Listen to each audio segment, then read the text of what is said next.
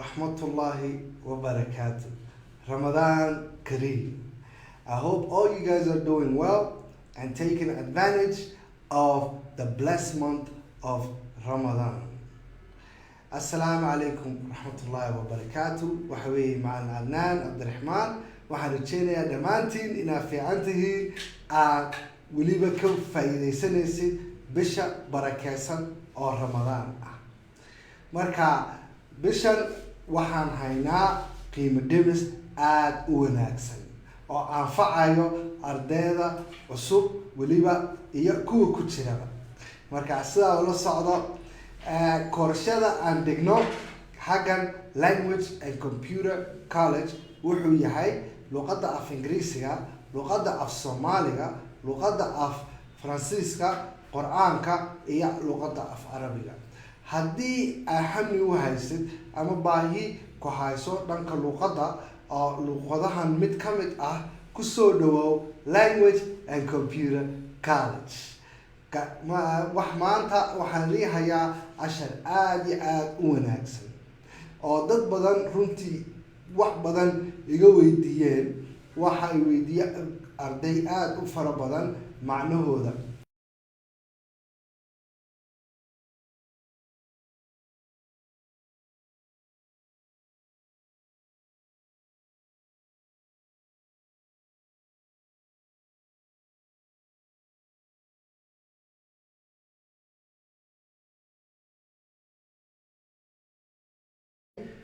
aad iyo aad baa la ii weydiiyey isaga nounska, adjectiveska, adverbska, verbska waxaasoo dhan maxay yihiin. Arday aad u fara badan baa weydiisay. Markaas waxaan rajeynayaa dhammaantiin inaad ka faa'iidaysatiin. Share iyo like na taabta sida walaalihiina Soomaalida ka faa'iidaystaan insha Allah. Markaas nounska waxay u baxaan 10 nouns ayaa jira. 10 nouns ayaa jira laakiin 4 ayaa badanka la isticmaalaa. 4 ayaa badanka la isticmaalaa. Markaas 4taas ayaan maanta eegaynaa. Ka koowaad waxaa la dhahaa common noun. Common noun ayaa la dhahaa ka koowaad.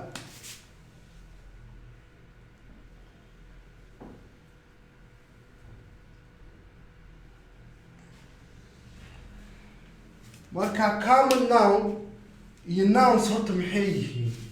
Nouns waxa weeye kelmad oo tilmaamaysa meel, qof ama dad ama xayawaan ama wax uu bini aadam sameeyey. Tusaale ahaan miiska, kursiga, boardkan oo kale. Ma fahantay? Markaas nounska waxa weeye kelmad tilmaamayso meel, qof ama bini aadam, xayawaan iyo alaabta bini aadamka sameeyey, shayga uu bini aadamka sameeyey. Marka sidaa ula socdo. Common noun na waa nounska koo kale. Waxa weeye qof oo tilmaamaysa ama xayawaan ama wax uu bini aadam gacantiisa ku sameeyey. Marka waxaan siinayaa tusaale ahaan common noun wuxuu yahay. Tusaale ahaan waxa weeye father.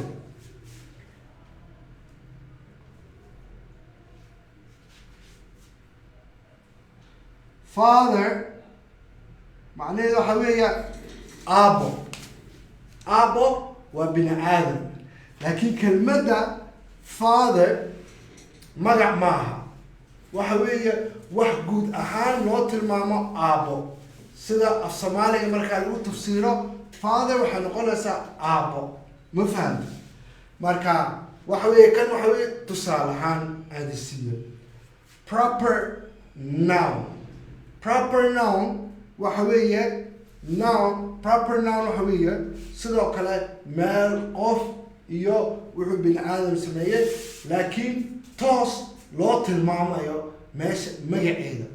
Tusaale ahaan oo kale kan common noun magac ma laha waa father keli waa father oo keli aabo keli marka aabaha ama fatherka magaciisa lama sheegin waxaa la dhahay father oo keli common noun baa lahaa marka xaggan tusaale ahaan xaggan baan ka siinayaa magac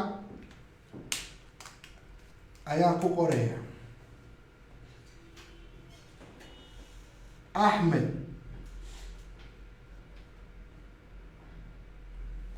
Ahmed waa magac toos ah hadda maan dhihin wiilka ama inanka waxaan dhahay Ahmed maan dhihin yarkaas maan ku tilmaamin wiil maan ku tilmaamin inan waxaan ku tilmaamay Ahmed magaciisa waxaa la dhahaa proper noun waxa weeye proper noun waa sida saxda ahayd aad toos ugu isticmaashay si guud ahaan maad u sheegin marka common noun labadooda waxaa u dhaxeeyo kana waa guud ahaan aabo aabayaashu badan yihiin aabahee baa ka hadlaysaa kana Ahmed dee Ahmed waa garanaysaa qofba ku tilmaamta magaciisa Ahmed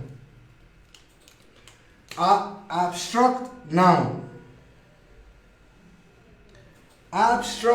noun marka abstract noun wuxuu yahay abstract noun waxa weeye kelmad tilmaamayso wax aad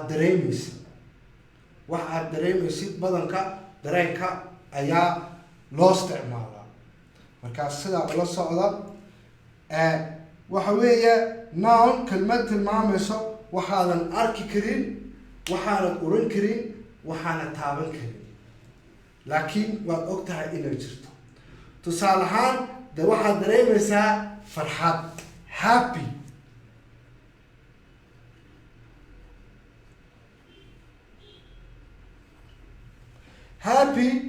maaha de waxaad arki kartid oran kartid ama de taaban kartid laakiin waxa weeye wax aad dareentid dareenka badanka loo isticmaalaa abstract noun collective noun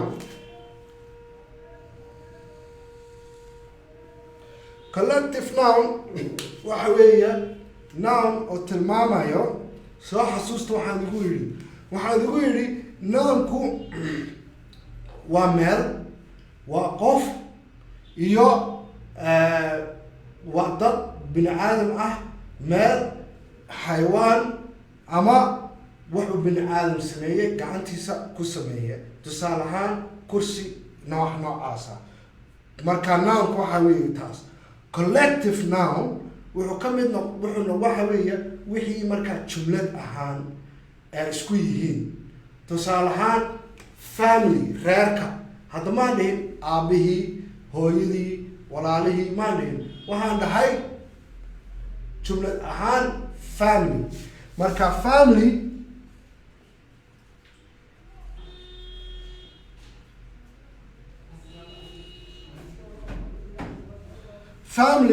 waxay tilmaamaysaa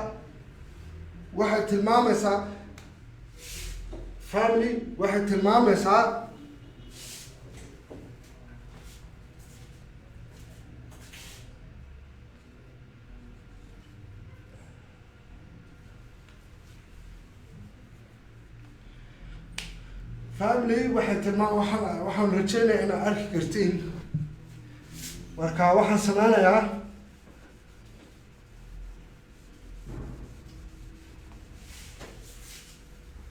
collective noun xaggan baa idigu qorayaa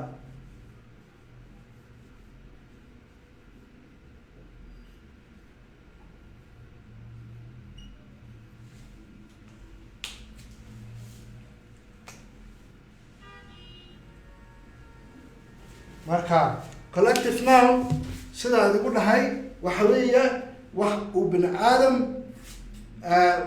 wax jumlad ah tusaale ahaan family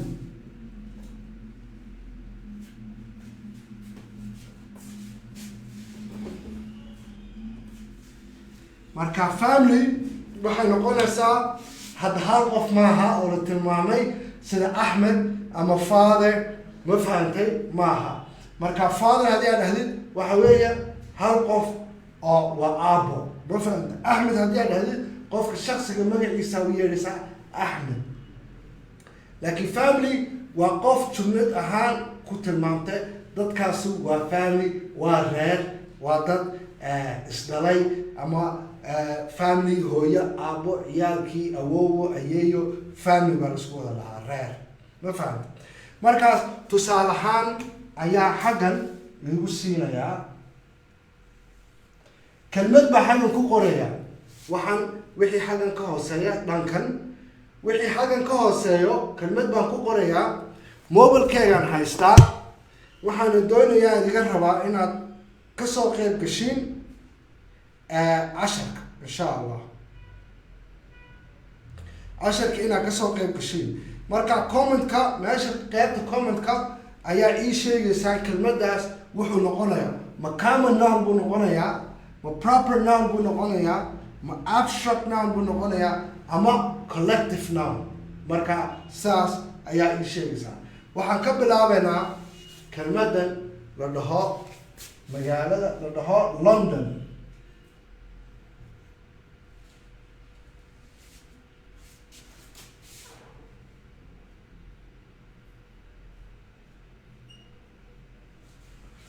لندن مركز كلمة حاجة كتالة وهي لندن مركز كلمة اسمها نقولها ميا نقولها abstract noun proper noun common noun collective noun نوع ما نقولها مركز أنا كلمة واحد السلام عليكم my teacher وعليكم السلام ورحمة الله وبركاته عادي بقول السلام يا أنا كلمة ماهر عبد الله موليد proper noun بدهاي ماهر بدهاي و proper noun مركا ضد كلا مية جيران أو دهايو noun كاس وكد عبد الرزاق بدهاي proper noun أيو دهاي عبد الرزاق ما شاء الله ضد كلا مية جيران أنا كل مية واحد تري proper noun حمزة أحمد بدهاي proper noun كسوق قبلة استشارية أقونتينا عشرانة فيسبوك اللايف كتيرة مركز proper noun أنت أسبان هاي مركز أو proper noun هاي وأنا استحسنتهين وحوية proper noun مركز proper noun محوية هاي proper noun وحوية مال أو توصل تلمامايو مجعلي لو تلمامايو مركز لندن waxay ka mid noqonaysaa proper noun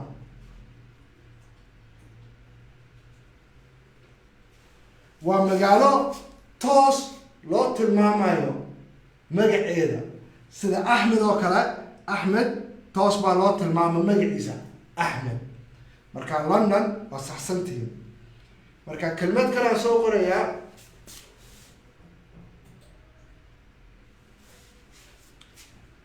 كلمة waxay noqonaysaa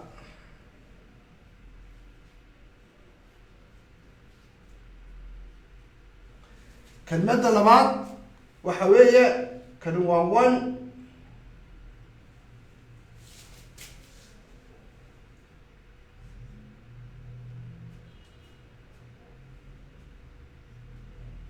kan waa two marka number one waa kan Number two, table. Table. What arkaysaa kelmadaas ku soo qoray table. Table macnaheedu waxa weeye miis. Miiska. Marka miis ma common noun buu gelayaa, proper noun buu gelayaa, abstract noun buu gelayaa, or collective noun. Which noun is table gonna be? According to you guys, I want to see which kind of noun table the word table will be. waxaan doonayaa inaan ogaado which noun uu yahay noun noocma uu table yahay Umar Eid wuxuu dhahay Abdirasaaq wuxuu dhahay common noun haye cid kale ma jirtaa ma Abdirasaaq kaliba ay soo jawaabay مروة الشيخ عمر واحد تري common noun لبان هيا وحلو بهاي أنا كسوقي بشين عشرة استشارسي أقولتينا يو دانكا لغة أفريقية هاي كانت تعلمتين common noun أنا بكل مية واحد تري common noun حمزة أحمد وحداي common noun مروة الشيخ عمر واحد تري common noun it's a common noun واستحسنتين وحوية common noun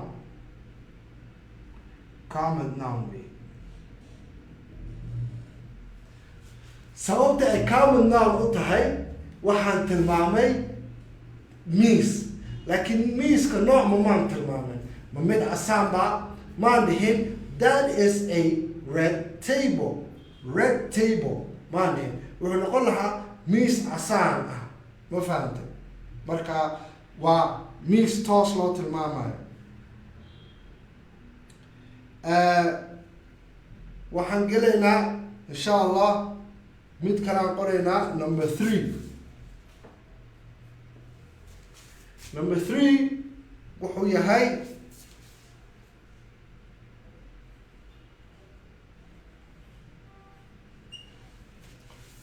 anger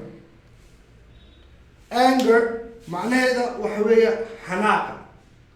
xanaaqa ayaa la dhahaa anger marka anger waa maxay common number a proper number abstract number collective number so which category is anger going to go into is it going to go into common noun proper noun abstract noun or collective noun the meaning of angry is when somebody is upset meaning that somebody has upset that person so therefore he's feeling angry macnaheedu waxa weeye qof xanaaqsan markaas which category is it going to go into ma common noun bay gelaysaa ma proper noun bay gelaysaa abstract noun or collective noun kasoo qayb gala Umar wuxuu dhahay Hamza Mahir wuxuu dhahay abstract noun Hamza Ahmed wuxuu dhahay abstract noun Umar Eid wuxuu dhahay abstract noun أنا بكل مية واحد abstract noun هباء واحد proper noun مروة الشيخ عمر واحد abstract noun واحد نقول abstract noun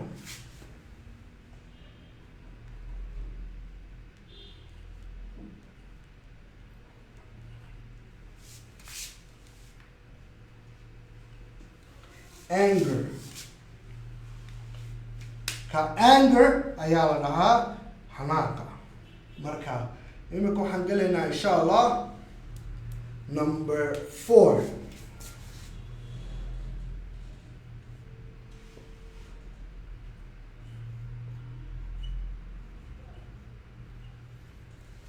army now I want you guys to tell me which category is the word army gonna go into which kind of noun is the word army? Is it a common noun, a proper noun, an abstract noun, or a collective noun? The meaning of army, let me elaborate in Somali inshallah. Army waxaa la dhahaa ciidanka la dhahaa markaas common noun miyay galaysaa proper noun, abstract noun, or collective noun marka ciidanka kelmadda army macnaheedu waxa weeye tafsiirkeeda haddii aad toos loo tafsiiro ciidanka waddankaas ka jira markaas which kind of noun is it going to be noun noocma ayuu noqonayaa ma collective noun common noun proper noun abstract noun ana waxaa tiri collective noun muu jiraa qof kale xibaaq waxay tiri proper noun mar waxay tiri collective noun Umar Eid wuxuu dhahay collective noun Hamza Ahmed wuxuu dhahay collective noun Abdirasaaq wuxuu dhahay collective noun common noun buu dhahay Abdirasaaq marka waxay noqonaysaa حباب مروة iyo canab ayaa iyo umar iyo xamsaba ayaa saxay waxay noqonaysaa collective noun.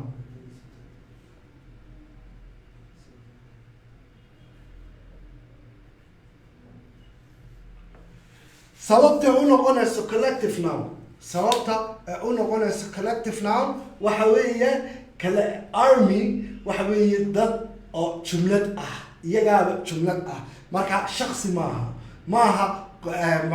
tusaale ahaan oo kale axmed waa shakhsi, father waa shakhsi, waa qof hal qof oo father ah. marka army waa koox, ma fahanta, waa koox dhan oo ciidanka ah oo military ah oo difaaca waddanka, markaas army baa lahaa. marka mid kale ayaa idin sheegi doonaa insha allah. kelmadan number 5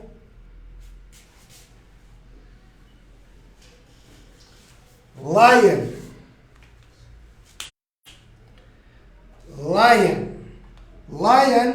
macnaheeda waxa weeye libaax. lion now libaaxa la dhahaa lionka markaan idin turjumaamo ama idin tafsiiro kelmadda lion.